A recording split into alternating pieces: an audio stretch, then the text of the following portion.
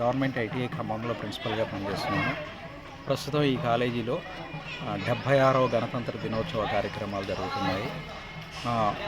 స్వేచ్ఛ, సౌభ్రాతృత్వం, మనిషి ఎలా బ్రతకాలి ఇలాంటి విషయాలన్నీ తెలియజేస్తూ మన గౌరవ బిఆర్ అంబేద్కర్ గారు నిర్మించిన ఈ భారత రాజ్యాంగం ప్రకారం పౌరులు క్రమశిక్షణతో చక్కగా వారి అభివృద్ధి చెందాలని కోరుకుంటూ ఈ సందర్భంగా ఈ కాలేజీకి ఎన్నో డెవలప్మెంట్ యాక్టివిటీస్ కల్పిస్తున్న ప్రభుత్వం వారికి మరియు ఎంతో క్రమశిక్షణ నేర్పిస్తున్న ఉపాధ్యాయులకు అందరికీ కూడా నా యొక్క కృతజ్ఞతలు తెలియజేస్తున్నాను.